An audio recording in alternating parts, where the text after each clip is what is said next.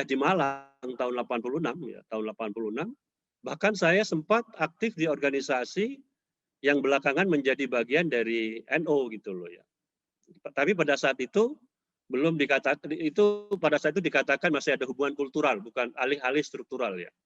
Jadi saya sempat di situ sampai kemudian saya membaca bukunya Ahmad Wahid, Pergolakan Pemikiran Islam. Ya, oh itu luar biasa buku itu bisa merubah saya. Di samping saya ketemu dengan dosen, terutama Pak Malik Fajar, Abdul Malik Fajar. Pak Malik kita ketahui adalah semula dosen tetap YIN di Malang, kemudian sempat jadi rektor Malang, Muhammadiyah Malang, dan juga Surakarta. Belakangan beliau jadi Dirjen Kelembagaan Agama Islam Kemenak, kemudian jadi Menteri Agama, kemudian jadi Menteri Kebudayaan, dan sempat menjadi Menteri Ad Interim Menko Kesra ketika itu. Nah, saya diajar oleh Pak Malik dan juga ketemu dengan dosen-dosen yang lain. Nah, ketika saya membaca Ahmad Wahid itu, saya mengalami semacam ketegangan ya, secara spiritual maupun secara teologis, karena di situ Ahmad Wahid misalnya, saya coba ingat dia bilang, apakah saya ini beragama karena karena tradisi, karena ngikuti ini itu, saya ingin mencari agama dan keberagaman yang lebih autentik. Nah, saya juga ketika membaca buku itu, saya seperti Ahmad Wahid gitu loh. Apakah saya ini beragama, ya hanya ngikuti aja gitu loh, hanya ngikuti, dan ketika saya berdialog dengan Pak Malik, dengan kawan-kawan yang lain, maka terjadilah perubahan ya, ketika saya ada di semester akhir itu, dan hingga kemudian saya memberanikan melamar sebagai dosen di UMM pada tahun 91 dan alhamdulillah diterima, sehingga kemudian saya memiliki kartu anggota Muhammadiyah. Dan tentu ini luar biasa, karena kalau pulang ke Madura itu itu saya seringkali dibully itu ya. Dibully sempat misalnya abah saya kan wafat itu sekitar 3 tahun yang lalu itu, adik saya tanya ke saya, ya apa Cak ditahlilin, pakai tahlil ya? Loh iya pakai tahlil, saya bilang. Itu jangan sampai hilang itu tradisi yang kuat, jangan nanti kalau nggak ditahlilin ya nanti dikira gara-gara saya, itu tetap, tapi jangan berlebihan itu ya. Karena memang ada satu tradisi yang saya kira berlebihan itu sampai nyembelih macam-macam itu ya. Itu yang saya tekankan, tetap dalam kebersahajaan, jangan dipaksakan. Karena tahlil itu memiliki juga nilai religius, nilai sosial, ya ada solidaritas, ada kohesivitas di situ. Tapi menjadi aneh gitu loh kalau saya pulang ke Madura. Nah, Pak Mas Dia dan Bapak Ibu yang lain, sebenarnya perbedaan secara substantif tidak ada gitu ya. Tidak ada gitu loh. Apa yang membedakan? Kalau toh ada yang membedakan itu, saya kira perbedaan pada wilayah apa yang di dalam literatur usul fiqh itu dikatakan furu'iyah gitu ya, cabang. Atau perbedaan yang bersifat superficial. Yang itu tidak perlu dipertentangkan. Saya ada satu buku menarik itu ditulis oleh kakangnya Quraish Shihab ya, Umar Shihab kalau nggak salah, Umar Shihab. Dia menulis satu buku tipis itu judulnya Satu Islam Banyak Mazhab, atau mungkin beda mazhab, saya lupa persisnya itu. Tapi itu buku menarik karena di situ ditelusur apa yang disebut dengan tradisi ikhtilaf, baik di Sunni maupun antara Sunni dan Syiah. Yang intinya kata Umar Shihab, sesuatu yang menjadi ikhtilaf jangan kemudian menjadi iftirak. Jadi ikhtilaf itu biasa, tapi jangan kemudian menjadi iftirak. Iftirak itu kan perpecahan ya, perpecahan. Karena yang terjadi antara NU Muhammadiyah itu kan sebenarnya ikhtilaf, perbedaan pada wilayah fikih. Contoh kalau Ramadan ini ya, Muhammadiyah itu lebih mengutamakan hisab, ya. Jadi ya pendekatan saintifik lah kira-kira ya. Karena itu bisa diprediksi kapan munculnya bulan, kapan, sehingga kemudian di Muhammadiyah itu kapan Ramadan, kapan Idul Fitri, kapan Idul Adha sudah jelas. Jadi misalnya kami ini, Suster Jia, Profesor Muhtaji, saya kira kawan-kawan yang di Muhammadiyah tahu, mungkin sekitar 1 bulan ya, pada bulan Sya'ban bahkan pada bulan Rajab itu sudah ada surat edaran dari pimpinan pusat Muhammadiyah, maklumat Ramadan itu, kapan 1 Ramadan tiba itu ya, dimulai berdasarkan hitungan miladiah. Kapan Syawal gitu loh. Kapan wukuf Arafah. Kapan itu sudah dihitung. Jadi hisab. Jadi ru'yat itu sebenarnya ru'yat by secara saintifik gitu loh. Dilihat tapi secara saintifik. Dan rupanya pendekatan-pendekatan semacam ini memiliki kebermaknaan, terutama ketika saya pernah tahun 2019 itu saya ke Kertin di Australia Barat, dan lalu saya diberi kesempatan khutbah di situ. Itu kalau tidak didasarkan pada hisab, kawan-kawan Muslim, komunitas Muslim di Australia itu bisa berisiko ketika ada ketidakpastian kapan sebenarnya Idul Fitri itu. Karena untuk mencari tempat sholat itu dia nyewa tempat. Dia nyewa itu dengan harga yang lumayan mahal. Kalau misalnya itu masih nunggu ru'yat itu ya, lalu bisa berubah, itu nanti dia sewa lagi itu. Nah, jadi saya ketika tanya ke kawan-kawan di komunitas Muslim di Australia itu, dia pakai hisab sehingga ada kepastian karena nyangkut soal soal biaya sewa yang memang harus pasti supaya tidak berubah-ubah. Sebab kalau berubah itu bisa bayar lagi, bisa 2 hari atau mungkin bisa 3 hari. Jadi bagi Muslim minoritas seperti di Australia itu menjadi penting hitung-hitungan semacam itu. Itu yang pertama. Yang kedua mungkin ada perubahan dalam hal menentukan awal subuh. Karena sekarang ini Muhammadiyah itu menentukan subuh itu lebih belakang. Jadi 8 menit gitu ya, 8 menit. Ini juga menentukan awal mulainya puasa pada tiap harinya. Jadi kalau misalnya saya kan tinggal di desa ya, itu kalau sudah adzan saya bilang sama anak sama istri itu belum hisab, belum mulai puasa saya bilang, karena Muhammadiyah itu menambah mundur 8 menit. Kalau nggak salah begitu ya. Itu yang kedua itu yang kedua. Kalau maghribnya tetap, saya sebenarnya berharap maghribnya dimajukan jam 5 misalnya itu supaya lebih cepat. Nah, itu tetap itu nggak ada perubahan itu. Jadi subuhnya aja, itu yang kedua. Kemudian yang beda lagi saya kira tarawehnya gitu loh. Wah, saya guyon sama kawan-kawan, Suster Jira, Mas Jia, Prof Rifki sama Prof Asep. Ini guyonan tapi jangan diserius ya. Menjadi Muhammadiyah itu lebih gampang saya bilang. Gampang itu. Jadi kalau semula tarawihnya 23 tinggal dikurangi jadi 11 gitu. Tinggal 11, yang semula tahlil tinggal gak usah tahlil gitu loh. Yang semula kunut gak usah kunut gitu loh. Nah, yang susah itu kalau dari yang tidak kunut ke kunut. Nanti belajar lagi, ini guyonan aja, jangan diseriusi. Saya sambil ketawa-ketawa. Karena memang tidak segampang itu ya.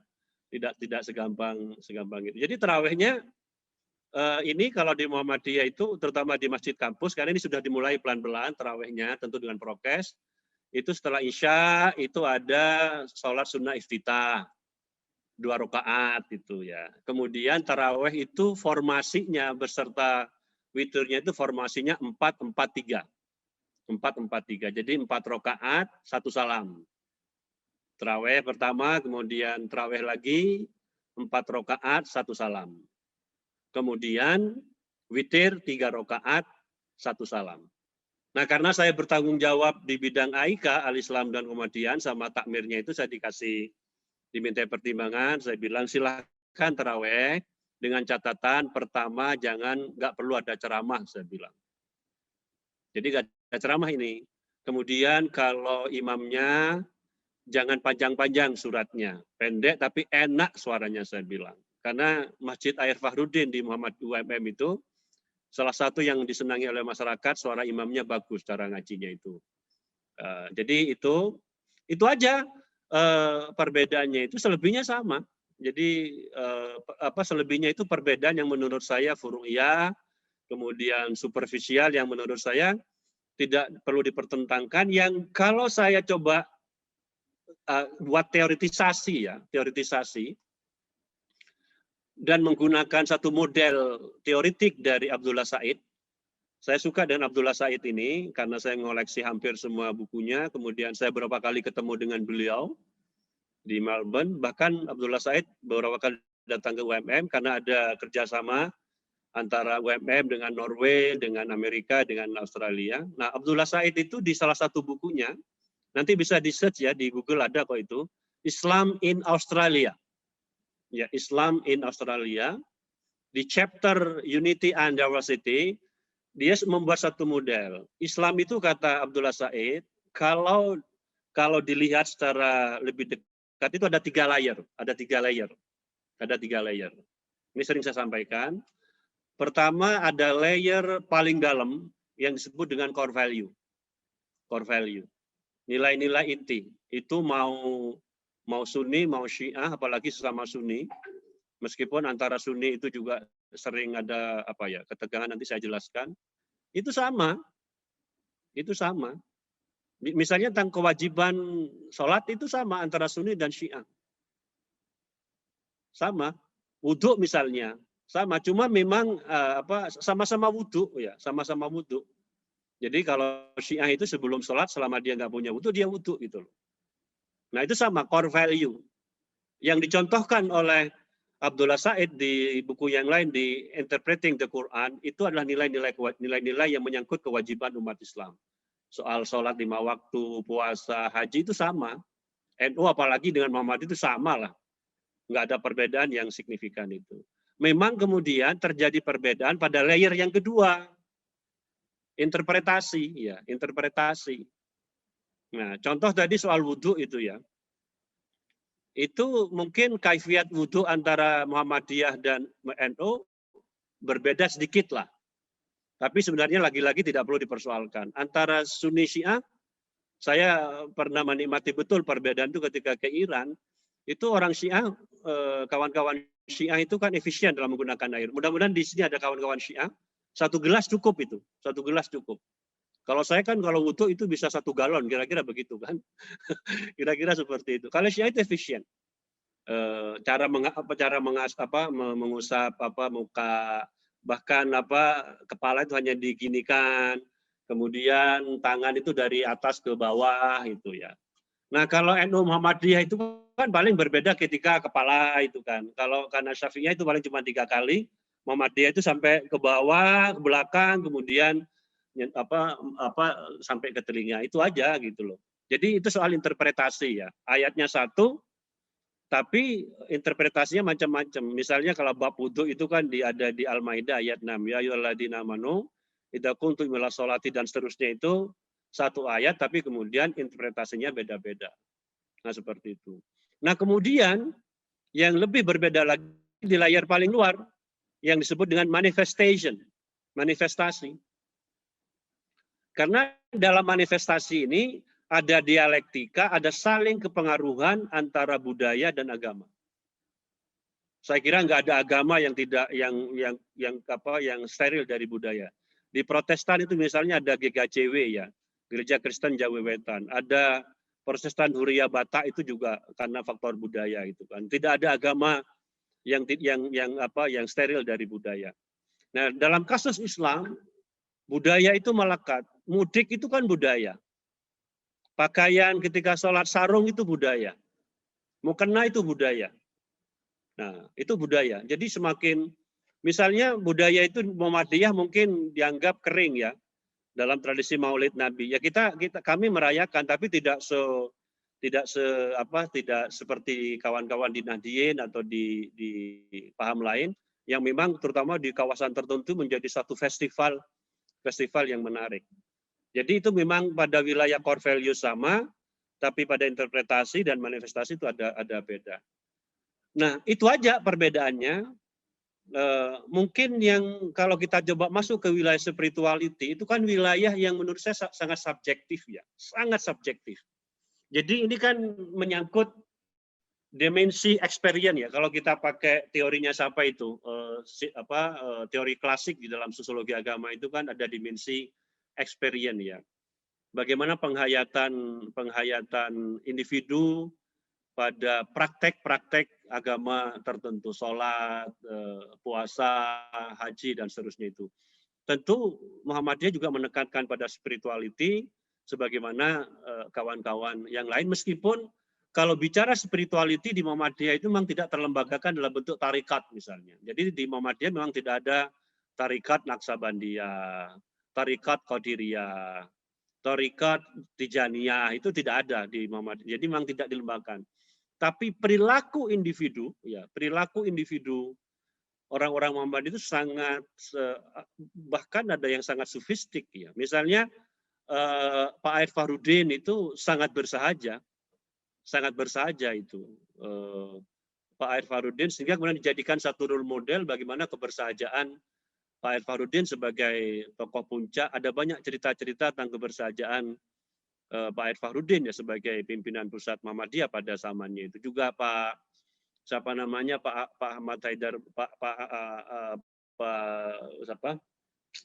sampai lupa saya. Ashar Bashir, dosen filsafat UGM juga sangat bersahaja gitu loh. Jadi memang tidak dilembagakan satu tarekat, tapi kawan-kawan di Muhammadiyah mengembangkan satu spirituality. Tentu ini spirituality sangat subjektif. Misalnya ketika bulan Ramadan, ya, pada bulan Ramadan ini untuk mengasah spiritualitas itu menyediakan tempat, ya, meskipun kalau kita bicara spiritualitas saya kira tidak terbatas pada tempat. Mungkin saya nanti tunda contoh itu. Misalnya penghayatan pada bulan Ramadan, ya.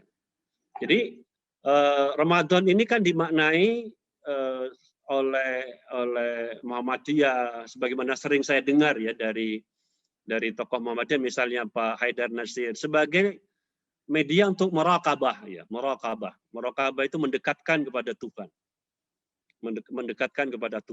Saya kira ini, saya kemarin mengikuti webinar Ramadan perspektif agama-agama, puasa perspektif agama-agama, ada Sister Jera dari Katolik, dari kawan-kawan Fatimiyah, kemudian dari Buddhis, itu ya sebenarnya ada perjumpaan secara spiritual antara agama-agama, meskipun nanti medianya secara ekstoris itu berbeda-beda, tapi intinya adalah seperti Ramadan ini sebagai satu media untuk muraqabah.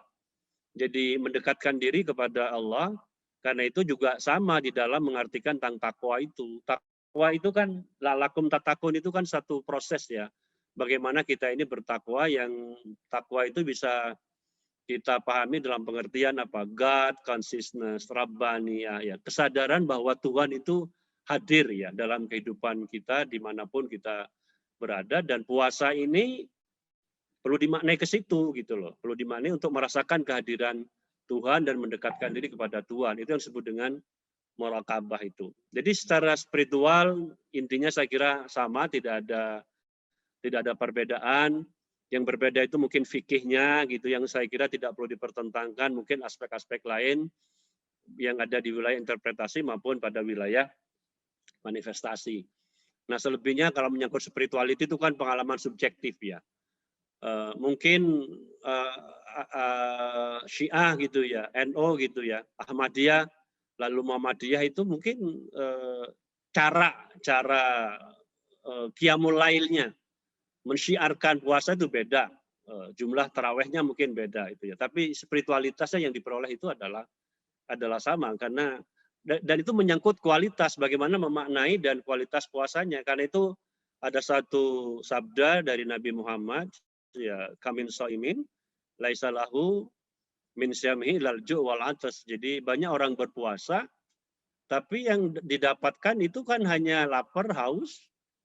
Jadi karena puasanya itu kan tidak hakiki itu loh. Saya jadi teringat satu literatur yang ditulis oleh Abdul Qadir Jailani, Sirrul Asrar. Dia membuat dua kategori, ada puasa syariat, ada puasa hakikat. Kalau puasa syariat itu kan ya asya, menahan diri, yang secara fikih dikatakan menahan diri tidak makan, menahan diri tidak minum, menahan diri tidak berhubungan seks bagi yang punya suami, punya istri di siang hari. Kalau malam ya silakan aja.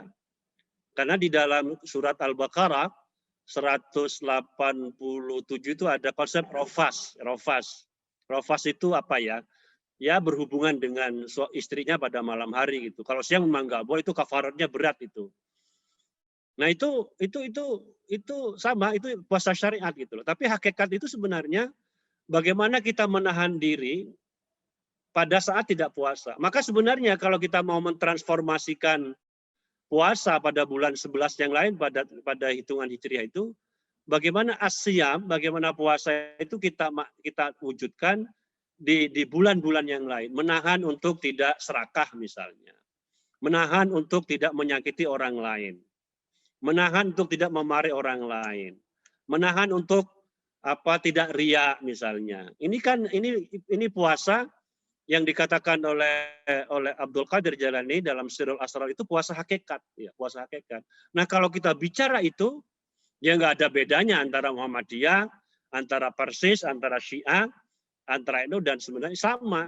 Meskipun tadi dikatakan kalau kita bicara Islam, memang ada unity, tapi juga ada diversity. Dialektika antara unity and diversity. Jadi ada kesatuan, ada keragaman.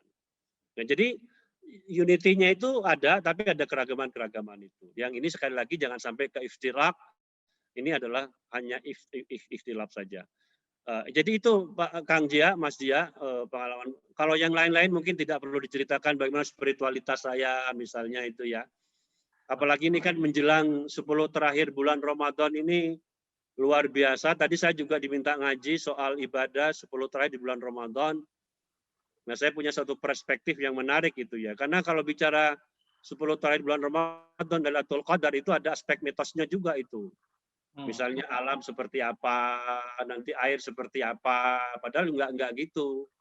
Enggak gitu sebenarnya pemaknaan tentang Lailatul Qadar itu. Saya kira itu sebagai pemantik dialog, mudah-mudahan nanti dari paparan Bapak Ibu lebih-lebih dari Prof. Muhtadi dan Sister Jera akan memperkaya wawasan kita pada sore hari ini. Wallahu a'lam bishawab. Billahi taufiq wal hidayah. Assalamualaikum warahmatullahi wabarakatuh. Selamat sore, salam sejahtera dan sehat selalu.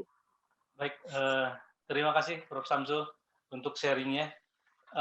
Kita berhubung waktu ya, kita coba dari Sisjera dulu ya Prof. Samu, nggak apa-apa. Katanya mau mempresentasikan slide biar lebih mudah menanggapinya. Ya silakan, Sisjera dulu. Baik, terima kasih. Sisjera waktunya 10 menit.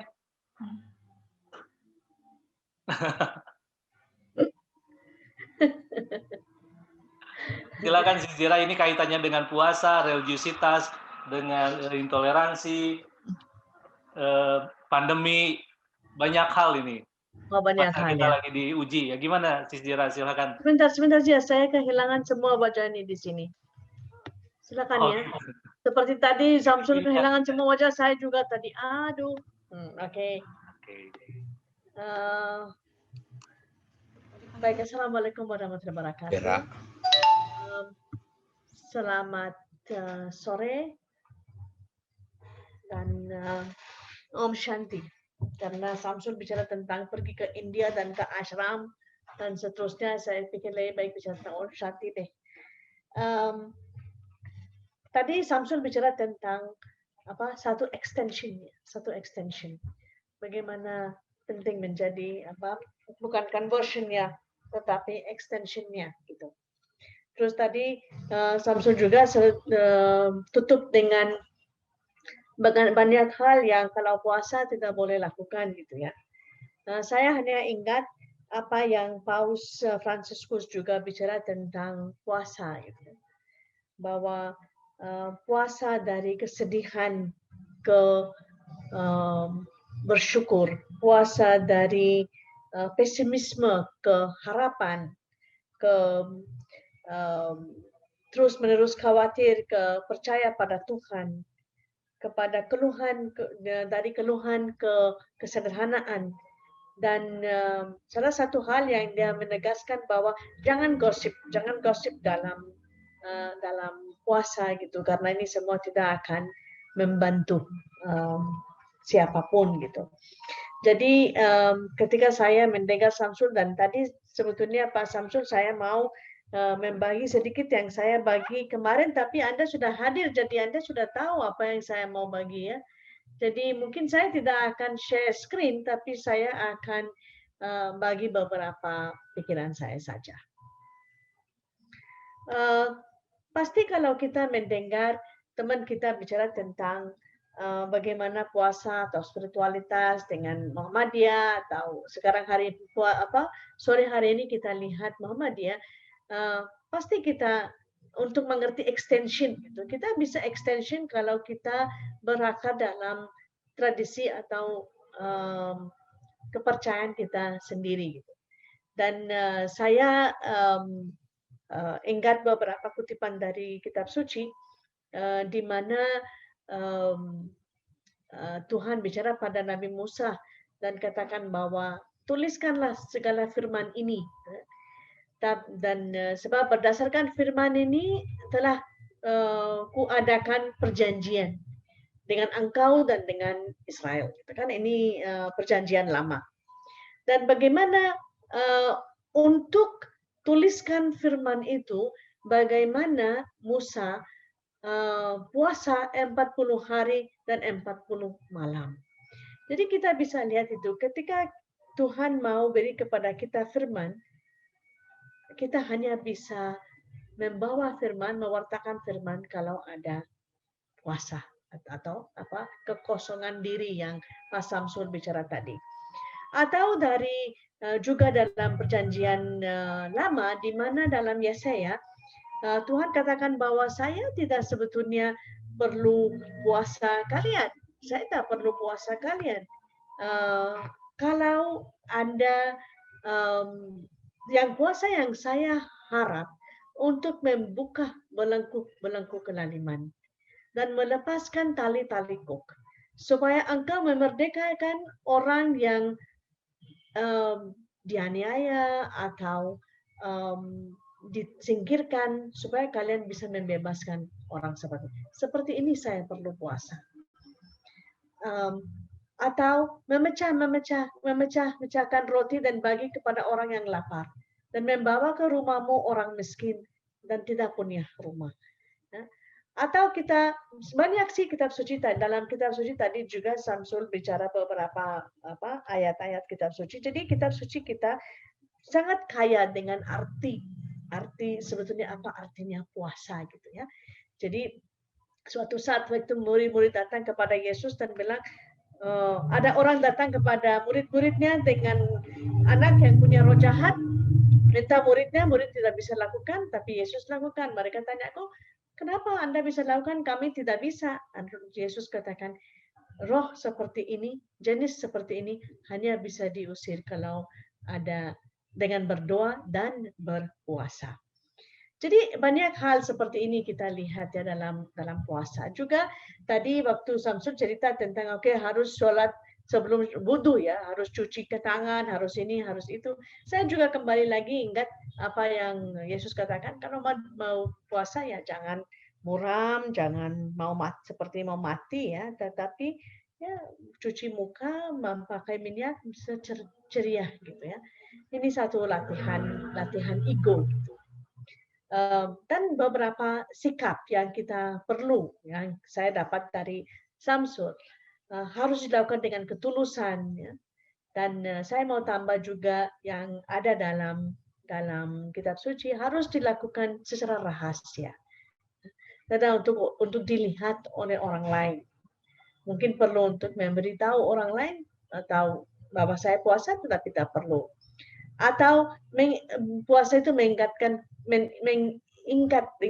kita tingkat kepekaan terhadap momen-momen ketika kita menutup hati kepada kasih misalnya, atau mementingkan diri sendiri, atau mencari bimbingan Tuhan, dan membawa ini untuk membawa kebangkitan spiritual. Jadi sebetulnya apa yang kita lihat puasa dalam agama apa saja, yang saya sekarang mulai lihat bahwa puasa bukan untuk apa yang kita makan atau apa yang kita lepaskan, tapi sebetulnya puasa membawa kita untuk mengosongkan diri, memberi wadah dalam diri kita, dan membuat kita kuat untuk menerima rahmat Tuhan, pengampunan Tuhan, dan siapkan kita untuk yang dalam kata sufi ya, dibakar oleh nafsu-nafsunya. Dan kalau kita lihat bulan Ramadan memang ini tiga, kalau saya tak salah ya Samsul, ini kan 3 bagian bulan Ramadan. 10 hari sebelumnya dapat rahmat Tuhan, 10 hari kemudian pengampunan. Ini kita dalam pengampunan, untuk menerima pengampunan Tuhan, dan yang ketiga untuk dibakar dengan dari api neraka gitu.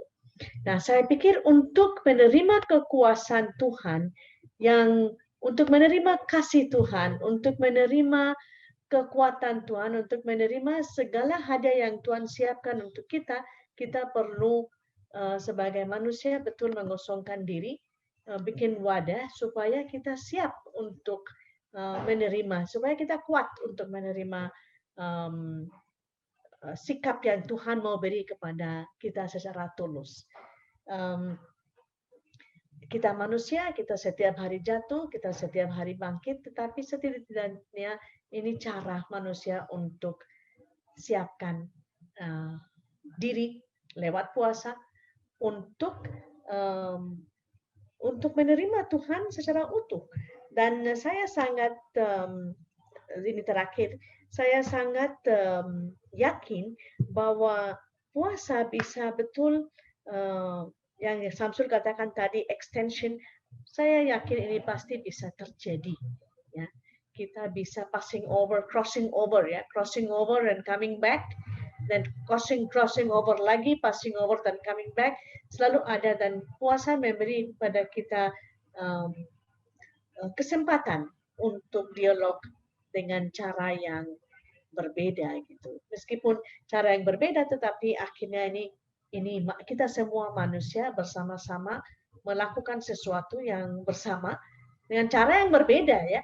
Tadi kan Samsul cerita Muhammadiyah seperti ini atau apa, ya beda, tetapi ujung-ujungnya pasti akhirnya kita ciptaan Tuhan gitu, dan kita semua kumpul dan hidup bersama. Itu aja sih ya tadi saya. Terima kasih. Oke. Baik, terima kasih Sis Dira. Kalau boleh saya simpulkan ya, tadi ada keyword dari Sis Dira tentang extension itu, memperluas jangkauan pemaknaan puasa. Salah satunya ini saya ingat kutipannya adalah mengutip kata Paus tadi, bahwa puasa itu ya kita berangkat dari kesedihan menjadi bersyukur, dari keluhan menjadi kesederhanaan. Dengan cara itu posisi apapun yang kita terima saat ini, baik kita pribadi ataupun kita sebagai masyarakat di masa pandemik, bahkan kasus-kasus intoleransi dan penguatan kelompok radikalisme juga itu terjadi, maka puasa diharapkan mempersiapkan kita, tadi bahasa Sis Dira, cara kita untuk mempersiapkan diri menerima rahmat Tuhan, gitu ya Sis Dira ya. Itu gambarannya. Jadi dari extension kemudian ada fenomena sosial yang terjadi, lalu menarik diri pada memperluas pemaknaan puasa, dan juga di dalam diri kita mempersiapkan diri untuk menerima Tuhan di dalam diri kita. Ini Katolik banget ya. Katolik yang sufi gitu ya, Sis Dira ya. Baik. Tauhid wahid ya. Tauhid wahid. Oke. Ya, Nasar lagi ya, kembali lagi ke Nasar. Oke, sekarang tanggapan yang ketiga dari Profesor Asep Saiful Muhtadi, mungkin bisa melihat berbagai fenomena, selain fenomena sosial juga ada fenomena tadi yang ditangkap oleh Prof. Samsul Arifin, dan fenomena yang muncul dari Sis Dira. Waktunya 30 menit, Prof. Asep. 30 menit? 10 menit. Silakan, Bro. Wah, kuatin bakal buka sebelum azan. Jia ini efek puasa ini. Silakan, Prof Samu. Saya biasa manggilnya Prof Samu. Silakan, Prof Samu. Oke, terima kasih. Berbagi tentang pengalaman puasa di sore hari ini sangat menarik karena memang menghadirkan beberapa perspektif dari Prof Samsul, misalnya pengalaman bagaimana dia berkonversinya dari Nahdiyin menjadi Muhammadiyah, kemudian dari Sis Jera juga punya pengalaman spiritual puasanya yang luar biasa. Saya juga sebetulnya punya pengalaman yang menarik bagi diri saya sendiri. Saya ini orang Muhammadiyah. Muhammadiyah dalam pengertian saya diangkat menjadi pengurus Muhammadiyah di PWM Jawa Barat. 2 periode saya tuh. Wah, luar biasa. Tetapi pada saat saya menjadi pimpinan wilayah Muhammadiyah itu, saya juga mendapatkan SK dari NU menjadi pengurus ISNU, Ikatan Sarjana Nahdlatul Ulama. Wah. Saya terima juga, saya tidak tolak, saya terima juga. Kemudian pada saat yang tidak berjauhan, saya juga dapat SK dari Persatuan Islam, diangkat menjadi anggota Senat Perguruan Tinggi Persis. Dan yang keempat, saya juga mendapatkan SK jadi Ketua Dewan Pakar Persatuan Umat Islam PUI. Nah, hanya PUI itu kemudian saya dipecat di tengah jalan. Saya tidak tahu alasan pemecatannya, konon katanya gara-garanya saya memberikan kritik kepada pimpinan daerah, yang pimpinan daerah itu orang PUI. Saya langsung dipecat dari PUI. Ya biarin saja, atau waktu dapat SK-nya juga tidak saya minta, saya bilang. Nah, jadi yang paling penting dari pengalaman puasa Muhammadiyah ini adalah problem inklusivisme keberagamaan. Bagi masyarakat Indonesia yang semakin plural ini, menurut saya inklusivisme itu sangat dibutuhkan. Dan Muhammadiyah menurut saya inklusivismenya itu patut teladani lah. Dia itu inklusif. Saya juga punya pengalaman puasa yang inklusif. Ketika saya di Amerika, kebetulan pada musim panas, kebetulan pada musim dingin, jadi puasa itu pendek. Kalau saja pada musim panas, puasa itu lama sekali. Subuhnya bisa jam 3, maghribnya bisa jam 8. Itu panjang sekali. Nah, saya pernah bulan puasanya itu musim dingin, jadi enak sekali. Nah, tetapi pada musim dingin itu saya batal puasa karena sakit, batal 3 hari. Maka saya pilih-pilih musim untuk mengkodoknya itu. Saya tidak pernah mengkodok pada musim panas. Saya menunggu sampai musim dingin. Kenapa? Ya pendek puasanya. Itulah inklusivitas Muhammadiyah. Karena waktu saya kuliah di Amerika itu sedang jadi Muhammadiyah. Jadi ya, nyantai saja, saya pilih-pilih harinya. Pilih-pilih, tidak memilih puasa kodok pada bulan panas. Tapi saya pilih-pilih pada musim dingin supaya pendek.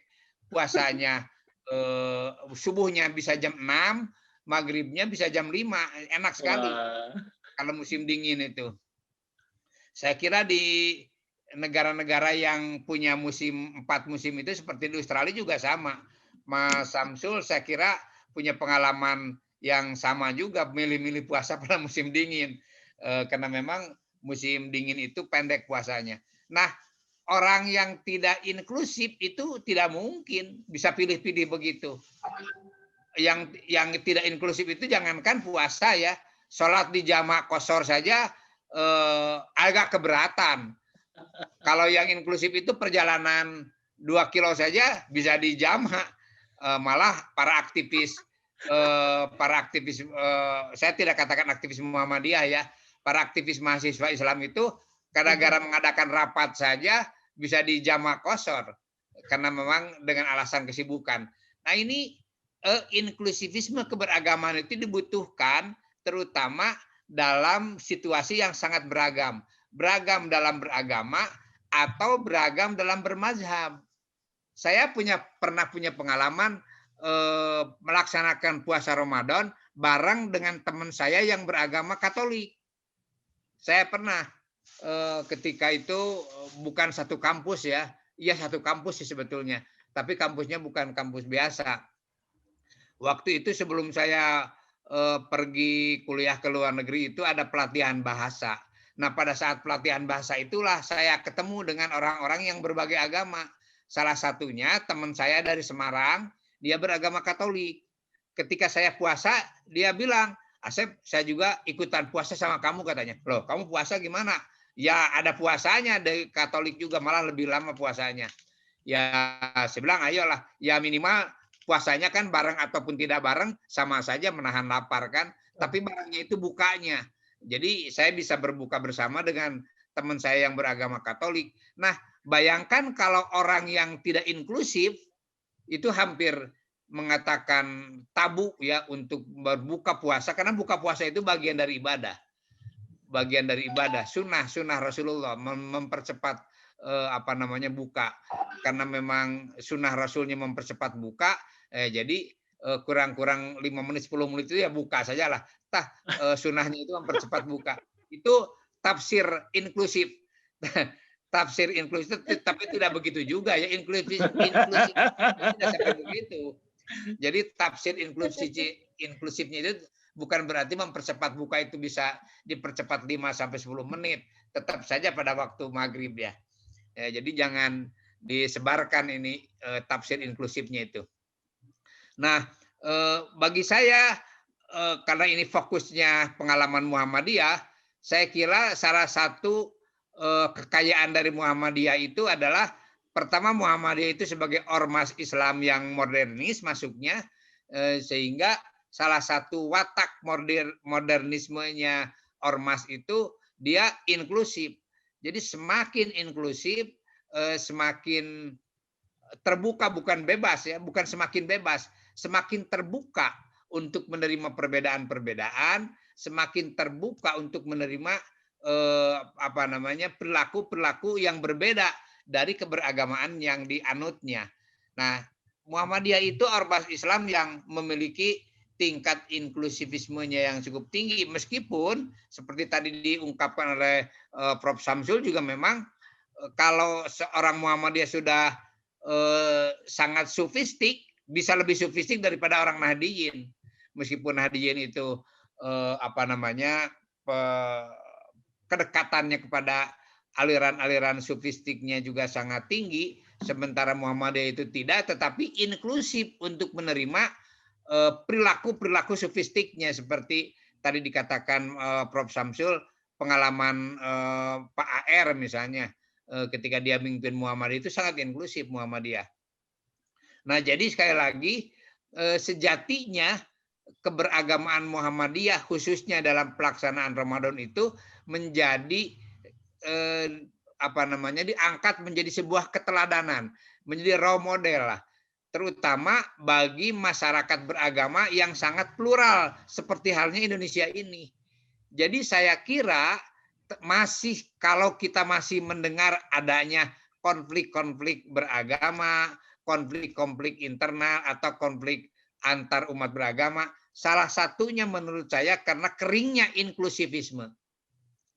Kalau inklusisme itu sudah menjadi anutan para pemeluk agama di Indonesia, saya yakin akan sangat berkurang ketegangan-ketegangan, apalagi konflik-konflik yang terjadi antar pemeluk agama.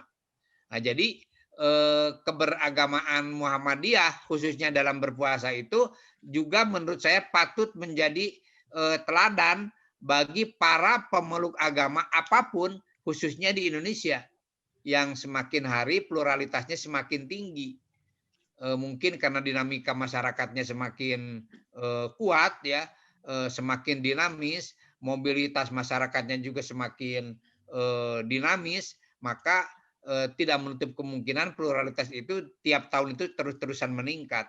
Maka salah satu pintu atau salah satu pagarnya untuk menjamin adanya kehidupan harmoni di antara para pemeluk agama itu adalah dimilikinya sikap-sikap inklusif para pemeluk agama, baik antar umat beragama ataupun antar mazhab pada satu agama. Kalau sudah inklusif ya sudah tidak ada masalah sebetulnya. Kalau orang sudah jadi pengurus Muhammadiyah, pada saat yang sama jadi pengurus NU, pada saat yang sama jadi pengurus PUI, ya saya kira kalau semua pemeluk ormas itu sudah terbuka begitu, saya kira tidak ada lagi ketegangan-ketegangan. Saya tidak merasa tegang dengan meskipun saya adalah pengurus wilayah Muhammadiyah, tapi saya tidak merasa tertutup dengan kawan-kawan yang beraliran Nahdiyin, dengan kawan-kawan yang beraliran Persatuan Islam, dan dengan kawan-kawan yang beraliran PUI juga sama. Meskipun pada akhirnya saya dipecat dari PUI. Mungkin, tapi pemecatan itu saya yakin bukan karena inklusivismenya, mungkin karena ketersinggungan politis lah, karena ketersinggungan politik. Saya mengkritik, dan kritik itu saya kira kalau bagi saya sehat sebetulnya. Tetapi kalau orang sudah alergi dengan kritik, ya resikonya begitu, saling pecat-memecat. Itulah gambaran tidak siapnya memasuki suasana yang beragam. Jadi keberagaman itu harus dibarengi dengan kesiapan untuk berbeda, kesiapan untuk dikritik, kesiapan untuk saling membenarkan. Saya kira inilah di antara sisi menarik dari pengalaman puasa Muhammadiyah seperti menjadi topik diskusi kita kali ini. Demikian, Assalamualaikum warahmatullahi wabarakatuh. Oke, terima kasih Prof. Samu. Assalamualaikum warahmatullahi wabarakatuh. Teman-teman sobat damai sekalian, Prof. Samu mengkonsen pada melihat dari sisi inklusivisme Muhammadiyah. Sisi inklusivisme Muhammadiyah ini diartikan juga sebagai terbuka pada ekspresi keagamaan yang berbeda, karena jika semakin terbuka keagamaannya, pada ekspresi keberagamaannya, kemungkinan itu sangat mampu menjaga polaritas di Indonesia yang memang dibutuhkan. Jadi Muhammadiyah ini menjadi rujukan. Dan yang tadi dijelaskan, ada gambaran suri tauladannya ada di Prof. Samu, karena sudah kemana-mana dan dipecat dari PUI. Ini saya sebelum masuk ke Prof. Samsul, saya tertarik pada mungkin Pak Rifki bisa menangkap sesuatu dari diskusi ini. Karena tadi disebutkan juga tentang Muhammadiyah, terus kan disebutkan juga tentang Australia dan lain sebagainya.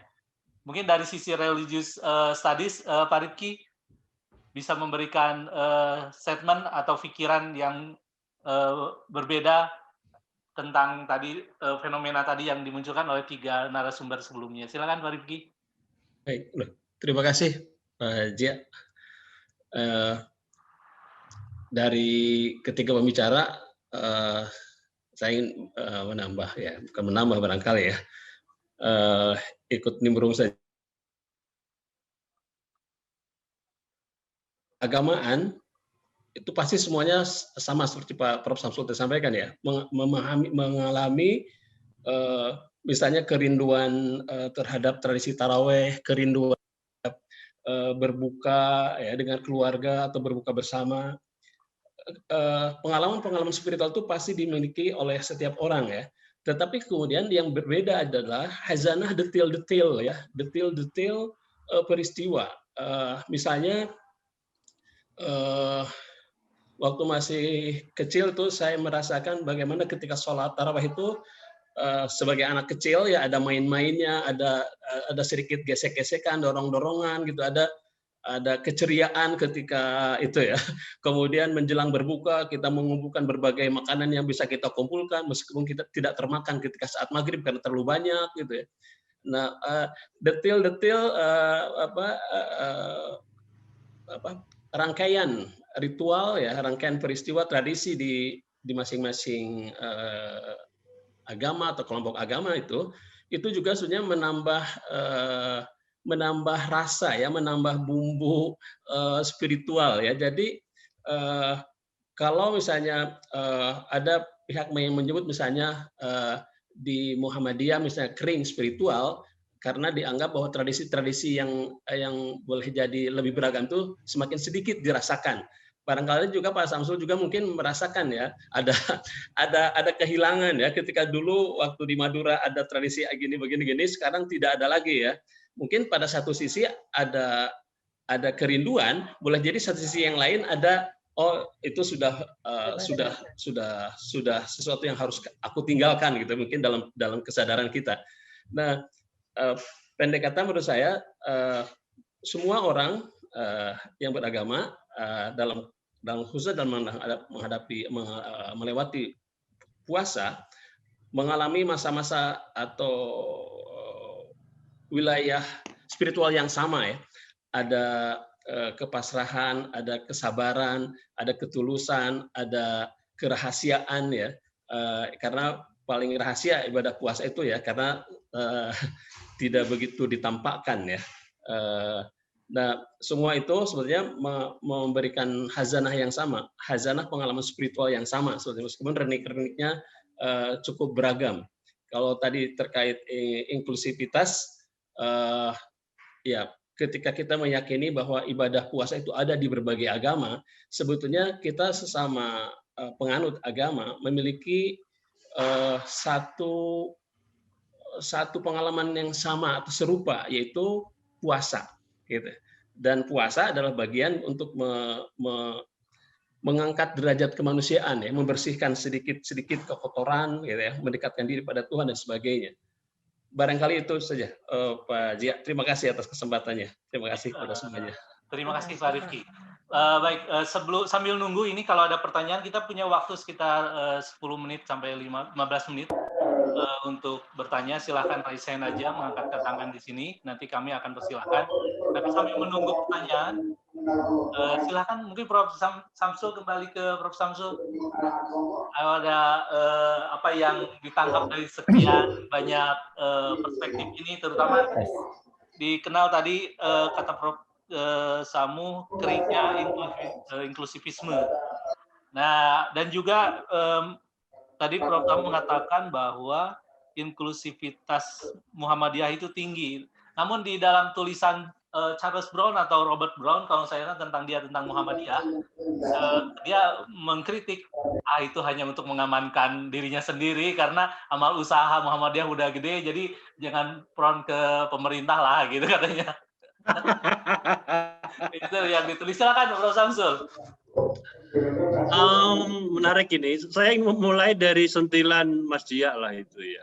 Sebenarnya jadi gini. Ada suara ya. Oke. Gini, Muhammadiyah itu kan kalau dari perspektif ilmu sosial ya, kan bisa dipilah itu.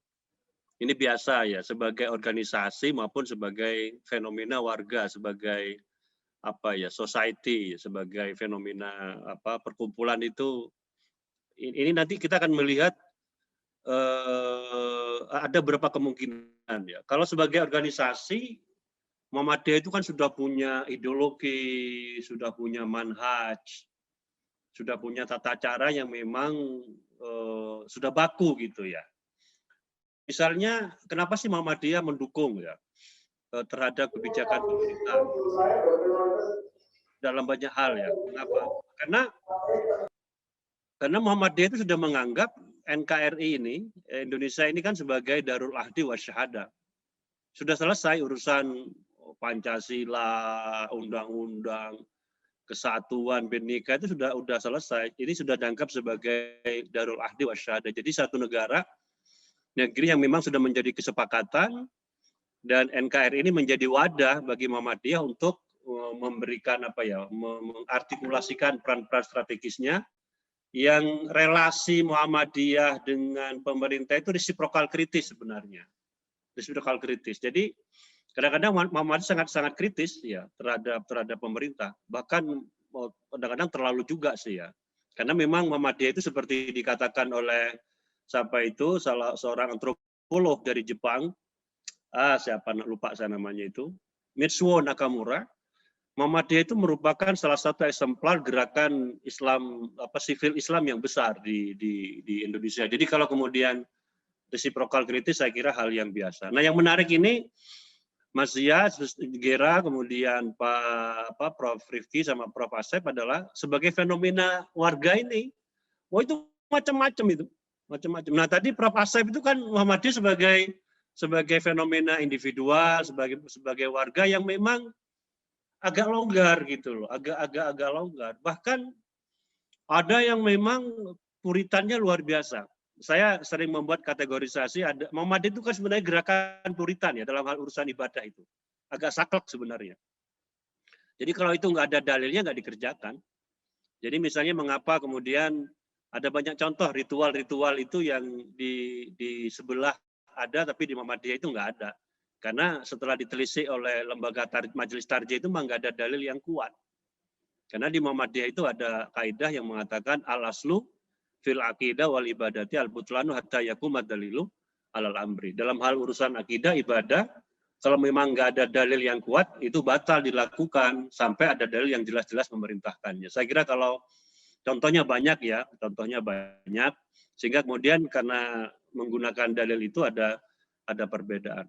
Tapi ada juga karena memang puritan itu di wilayah ibadah itu dan akidah itu, ada yang memang orientasi puritanismenya itu hard Puritan. Nah, Profesor Asep ini kan soft atau inklusif Puritan. Nah, saya dalam beberapa agak soft, agak inklusif itu ya, agak inklusif, mentolerir. Mungkin kalau dibuat kategorisasi itu apa ya? Penelitiannya siapa Pak Munir Mulkhan di Wuluhan di Jember itu ada kategorisasi yang disebut dengan Muhammadiyah Ahmad Dahlan yang toleran terhadap budaya, praktek-praktek ritual.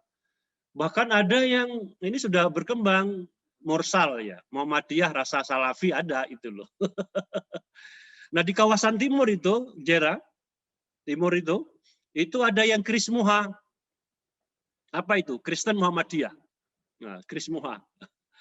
Itu kan banyak perguruan tinggi Muhammadiyah yang mayoritas mahasiswanya itu non-Muslim.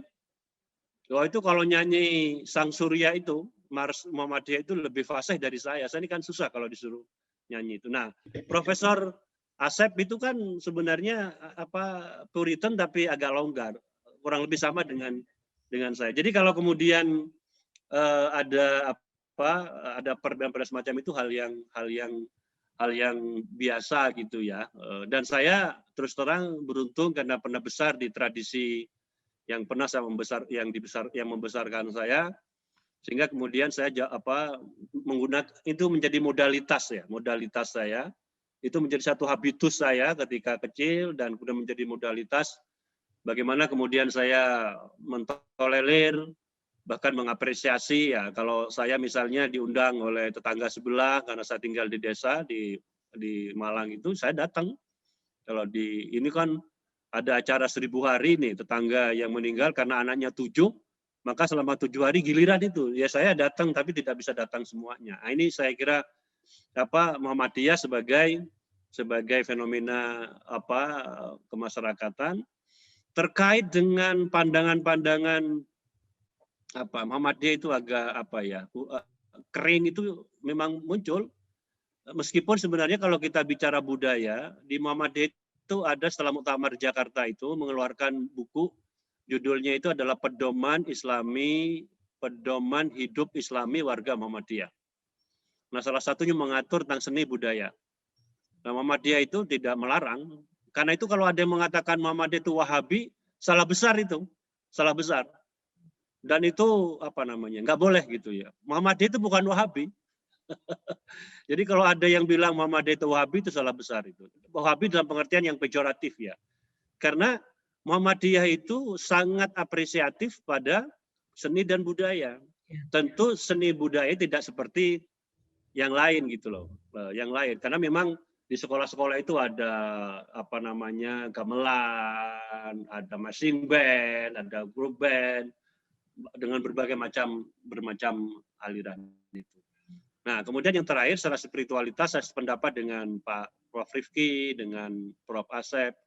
Ya semua orang itu kan merasakan ya dimensi spirituality tentu dan ini sangat subjektif sehingga saya sependapat kalau itu memang dirahasiakan dan puasa itu kan ibadah rahasia. Yang tahu dia itu puasa kan dia puasa hakikat ya. Dia dan yang di atas itu. Saya kira itu sementara Mas Tia. Terima kasih. Nah ini ada yang raise hand Aziz Ma'arif, mungkin bisa statement atau pertanyaan silakan. Bapak Aziz Ma'arif, ya silakan. Silakan Pak. Ya terima kasih. Saya Aziz Ma'arif, mahasiswanya Prof Samuh dan Pak Rifki ini. Saya setuju tadi yang disampaikan oleh Prof Samsul, Gerald dan Prof Asep Muhtadi, Prof Samuh dan Pak Rifki juga bahwa memang Muhammadiyah itu fleksibel, kepikir itu tidak kaku. Dan dalam bahasa Prof Samuh itu inklusif. Tapi saya lihat Prof Samsul ada satu nih yang saya pikir eksklusif nih. Muhammadiyah. Apa itu? Satu dari segi menghadiri sidang isbat. Jadi kalau misalkan Muhammadiyah sudah kekeh, sudah hari Selasa misalkan, kalau pemerintah hari Rabu, kenapa tidak ikut ke hari Rabu, tapi kekeh di hari Selasa gitu, kekeh dengan hisabnya, kenapa tidak ke Ruyatul Hilal gitu. Ini yang saya pikir melukai inklusivitas Muhammadiyah. Gimana Prof? Mohon maaf. Terima kasih Pak Aziz. Singkat aja ya. Oke.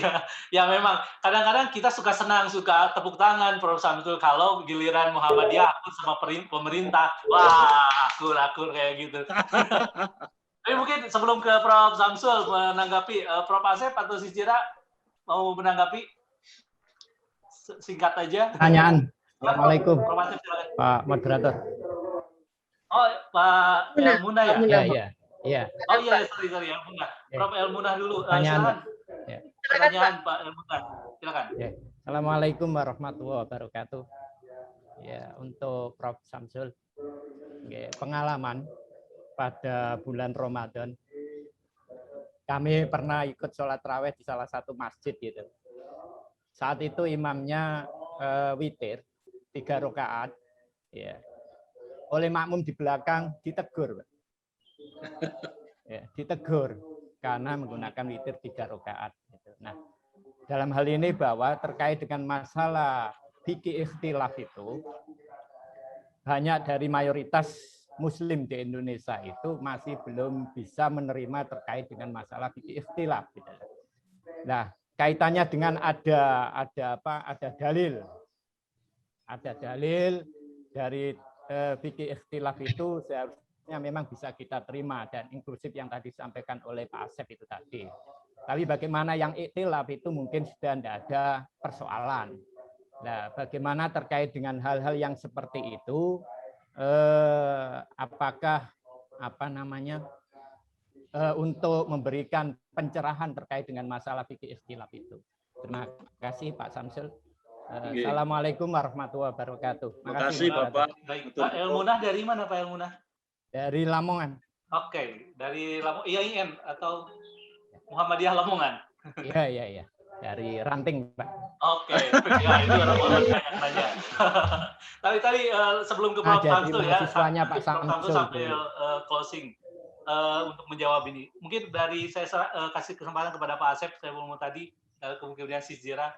Ya, pengalaman saya di rumah itu plural. Di perumahan saya itu ada Muhammadiyah, ada NU, ada Persis, tapi kebanyakan Nahdliyin.